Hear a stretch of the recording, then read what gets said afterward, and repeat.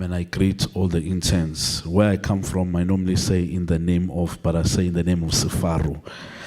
All right, I'm going to be very brief. Normally, a presentation like this, when we do it, it takes us about 1 hour, 30 minutes to 2 hours, 30 minutes, 40 minutes of presentation, and about almost 45 minutes of questions. So I'm going to compress it to 20 minutes.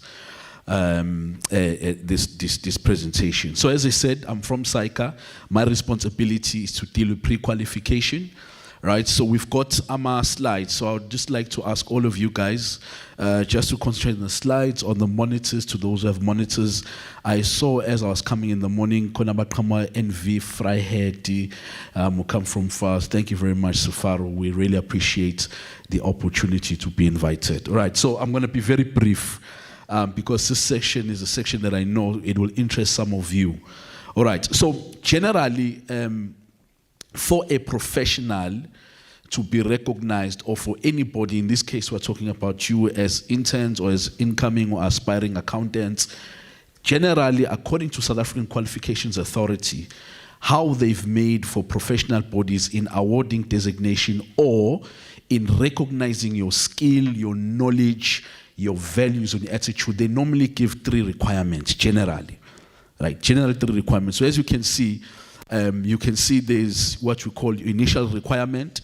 That would be your underlying qualification, your generic requirements, assessments, experience, RPL, and then what we call retention requirement, your CPD, and the payment of fees and so forth. So generally, in order for a person to be a professional or be recognized as a professional with a designation or recognized skills, knowledge, attitude, and competencies, USAQA for professional bodies like CIGFARO, CIGFARO, SAIPA, Ganjalo for the 16 professional bodies in the accountancy field.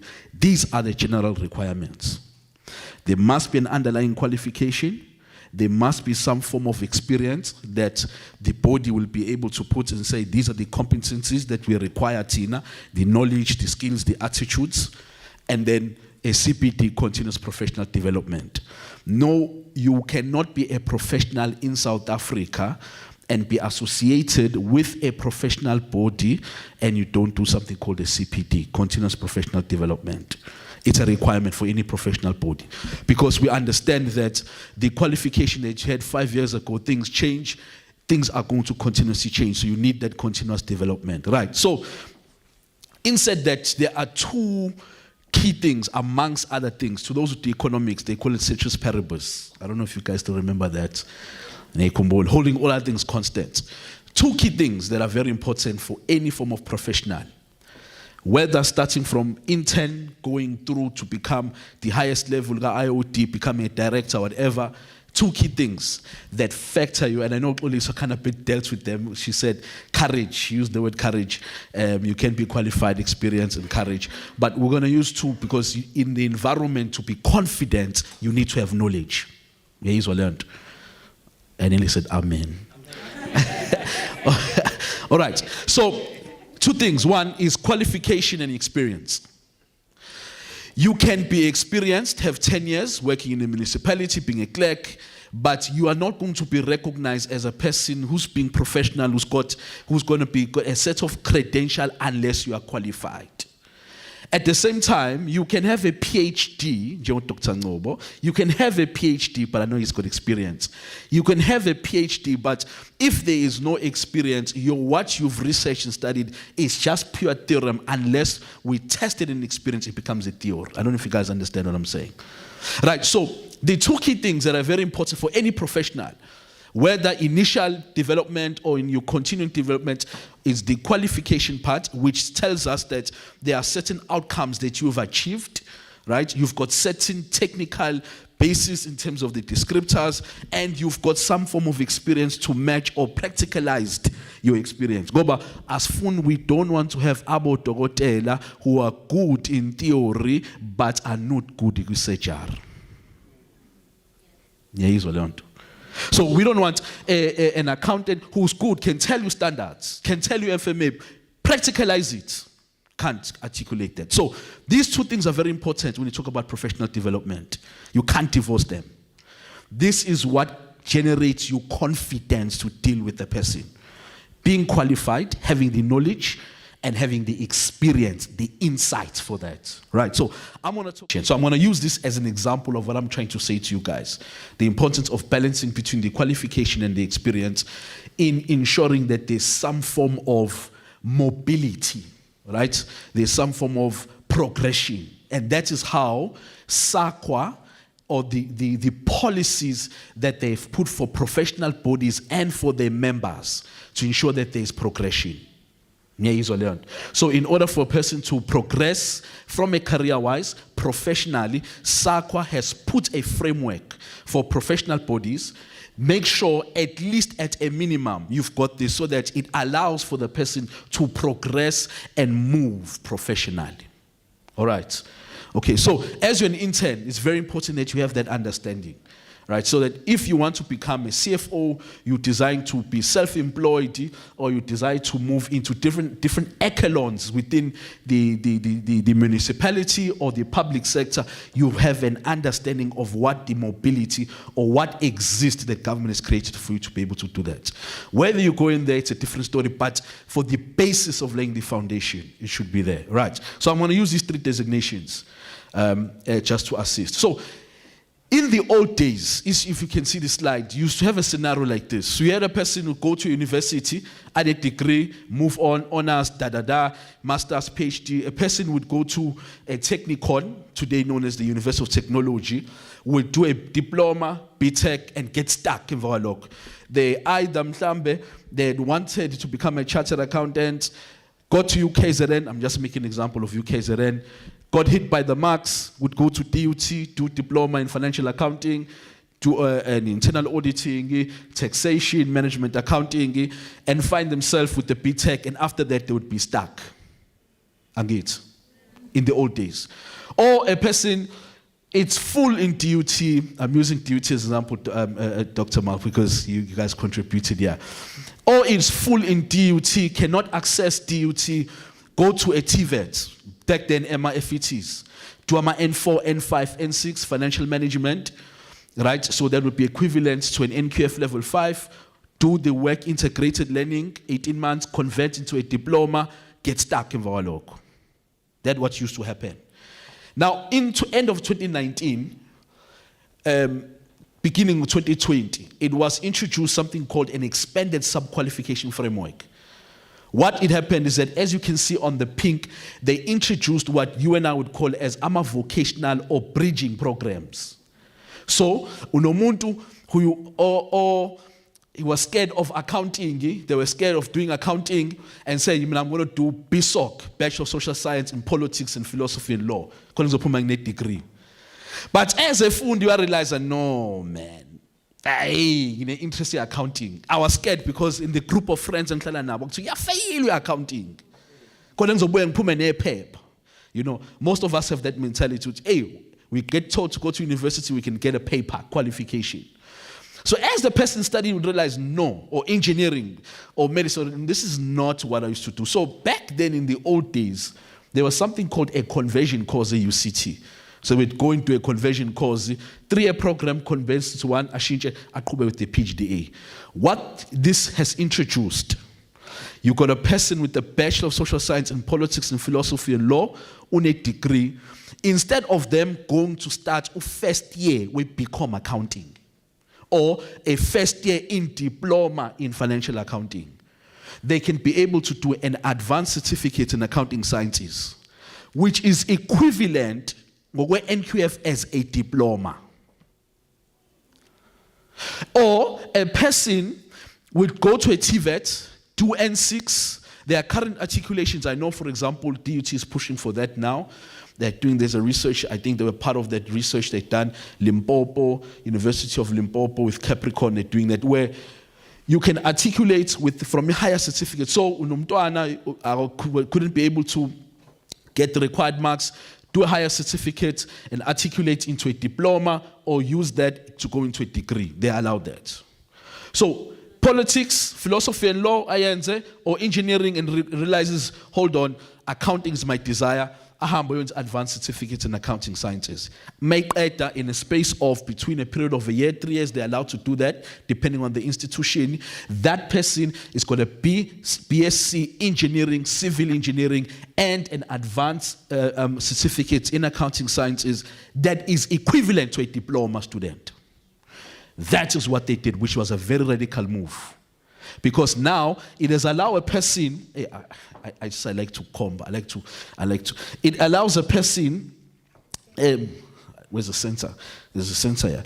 It allows a person who has a degree or who has a diploma, University of Technology, cannot go to UKZN, but can still be able to an advanced diploma and bridge them into PGDA. So some of you guys might be sitting with a diploma, financial accounting or internal auditing, and you are saying, I still have a passion to become a chartered accountant. It is possible. You don't have to always go to a traditional institution. You finish your diploma, you go. Now, what then happened is that BTech got closed off. Dr. You'll know. BTech got closed off because there was a problem of articulating BTech into a master's or into a postgrad. So there was that bit of a challenge, and I'm happy that DOTs are starting to have about masters and PhDs and what have you. So now, because of the close of the BTech, the person can have a level 3 at maths.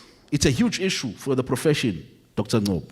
We are fighting very well with those who say, no, it must traditional institution. We're saying, hold on.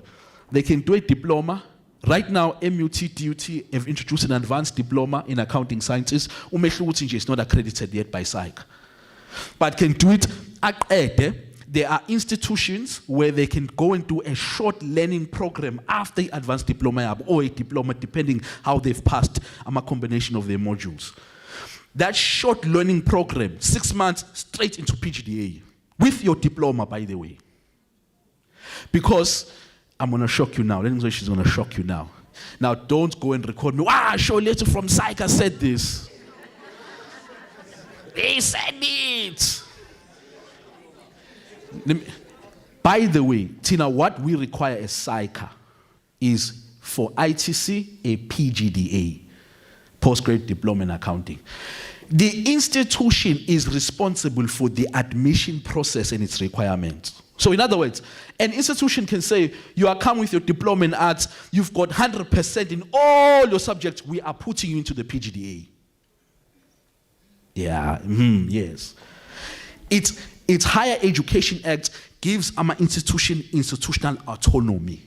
The key thing is that the institution is saying, can you meet the requirement, can you be able or do you have the grasp to handle an advanced auditing?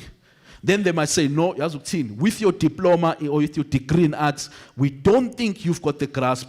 Can you go into an advanced diploma so that ubamba the basics to put you into the PGDA? Guys. So anybody here can still become a chartered accountant with this framework. I thought I was going to receive hands.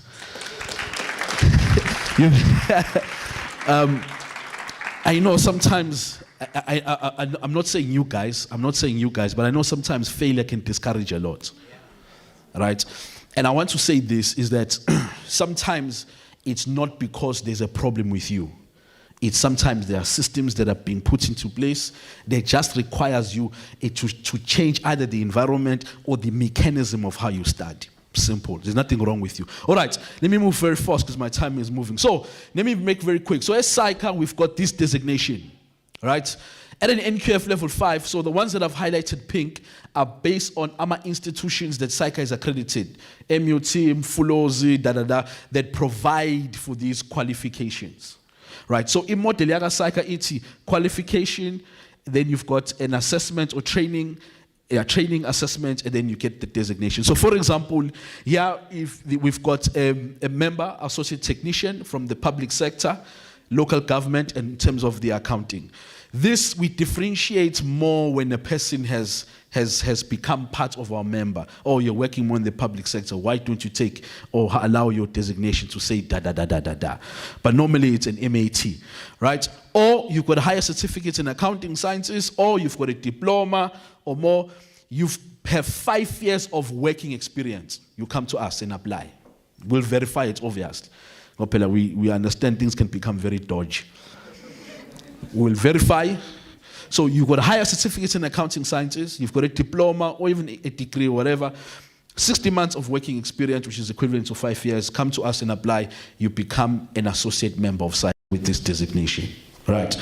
It has happened where you got that qualification, an NQF level 5, higher certificate, diploma, less than 60 months of working experience, but more than 24 months or 25 months and more, you can come to us and then you'll just have to undergo something called a test of professional competence, where we're just going to test your competence, or you have been involved in a 12-month learnership program that has been recognized by the Skills Development Act, be it FACET or be whatever, Bank CETA, ABCD, SALGA, that is recognized under the Skills Development Act or registered. With that 12 months, you can come and then we'll do an assessment, something called a test of professional competence. We want to get to understand the basics, to understand in terms of accounting skills, basic Amayama standards, very, very simple, not more technical, because this level is more at the clerical level. It was initially designed for abantu within the public and the local government who've been working for years and do not have the qualification initially. But as things progressed, people performing bookkeeping engagements, people allowing being part of clerical services, we saw recognition and allowance in terms of this designation. Okay, so then the other one is an associate general accountant. This one, you were at the university that was accredited by CIGFARO, you did a degree. So what CIGFARO has done now, there are two forms of accreditation that we do. We can accredit an institution for a CA program, or we can accredit an institution for an AGA program. And normally, with an AGA, you find that it's an institution that's got a degree in internal auditing, but there must be a major of internal auditing, financial accounting, example, or financial accounting and another major out of the big four. Normally, that's how we accredit for our AGA. We've got 5 institutions that do CPUT, UJ, VITS, I just forgotten the other 2. Right, DUT, about Dr. Ngiba actually pushing for this right now, and Dr. Mhlong from the MUT. Right, so if you've got this qualification, net degree, you did it UKZN and Unizul, wherever, that is accredited, and then you do 36 months of training articles that is accredited Nakona, you don't need to come in assessment, you just apply at CIGFARO, we verify, we give you the designation AGA. Right, and you become an associate general member of CIGFARO. The alternative, you've got a degree, again, CIGFARO accredited or the AGA accredited. That program is accredited by CIGFARO. You go and work for 48 months. You've been working for 48 months here in the local government sector or your public sector in the relevant field. You can apply at CIGFARO, and then we'll do something called a TEA, where we test the equivalent assessment. We look at your competencies and see that is it valid enough, and then you can be able to meet the requirements, become an AGA. Alternatively, what could happen is that you went to get a degree at a non-accredited institution, degree or your advanced diploma, which is in NQF level 7. You go and you become part of a professional body, become part of cyber, so cyber, business accounting practitioner, whatever, and then you've got 72 months of working experience. You can apply at CIGFARO. We test. Again, we will test your training equivalence assessment. We look at it, we put it, we call a team of experts, they look at it, and then if you meet the requirements, you become an AGA. This is the process that I'm specifically, that is under my radar. Right, then very quickly, let me go to this one here, right? So, got a diploma in accounting, going to your advanced diploma at an accredited institution, PGDA, board exams, you know, we've got an ITC and an APC, and it takes you training. So the key thing to those that specifically still have an interest, there is that route like this. So this is the traditional route, the top one. The other one could be diploma in accounting, advanced diploma, depending, and then the bridging course, or what you can do for purposes of time, we've got what you call an RPL. So our training regulations called Section 23. Section 25 allows for exemption with training, because we can't be a professional body and don't be able to have and recognize RPL.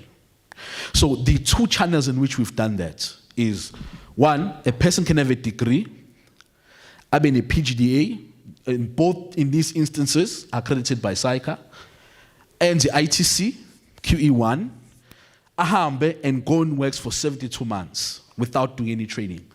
They can come to us, we do an assessment, again, a TEA, we evaluate, check, If they meet the competencies A2, they can then become a chartered accountant, because we have to be flexible. The last one, become an AGA. You have your advanced diploma in internal auditing with financial accounting. You have become an AGA of CIGFARO, become an associate general CIGFARO. You've been working for 2 years with this designation. Then you go into a PGDA that is accredited by CIGFARO. You do ITC, there is no need for you to do any training. Again, you do an application, something called a training equivalence assessment. We check it, we verify. There is chances that you may not get it or not. You meet the requirements, you meet the requirements. We then allow you to do the professional program and then go into the board exam, APC, become a chartered accountant. So I'm saying to you, in this place, we want to swell the ranks at CIGFARO. Right, 2 minutes, and then I'm going to close. Right now, in our provinces, this is how our competency framework allows. It's got three form of categories of training, or it's got 3 routes, if I use like that, or 3 terms: 36 months, 48 months, and 60 months. The 60 months, umuntu directly comes from matric. By the way, in matric, it's supposed to the matric or the NQF level 4. It should ideally make a person employable. Ideally, bookkeeping. So right now we've got about, if I'm not mistaken, about 30 something in this province who are going through this route 60 months. Right? 60 months, then if you pass in terms of within the 60 months, you get your degree, and then you get a remission of 12 months, it becomes 48 months. The 48 months are those who got the diplomas. With those with diplomas, currently now, I am aware of there are about 117 trainees in the province of KwaZulu-Natal, taken from DUT, Abo MUT. We've got Abo Diploma, taken under the training program, Yaga Psych. Right, and then it will take you for 8 months, and then you have to, at the end of the day, you must then get your degree psych accredited so that you can be able to complete and discharge your training. All right, APC did that. I think for me, I think we cut it there for now. All right, so I just want to say to you guys, you can still become a chartered accountant, you can become an AGA, you still can become an accounting technician. Right, probably when we're done here, we'll leave our details to those who are interested. The nice thing is that all of them can have commission of oaths. The one with the AGA in terms of your performance or performing a compilation, public interest score below 100, obviously. So it puts you in equivalent, to like a CIGFARO member, if I use a word like that. But the nice thing is that you are associated with CIGFARO. More figure lapan, we accounting technician, we feel I'm an associate member of CIGFARO. I'm a member. It's good for the association. It's very good. Listen, the way it's been designed, there's something called the law of association. Sometimes you are not recognized because you are good. You are recognized by who you are associated with. Thanks, guys.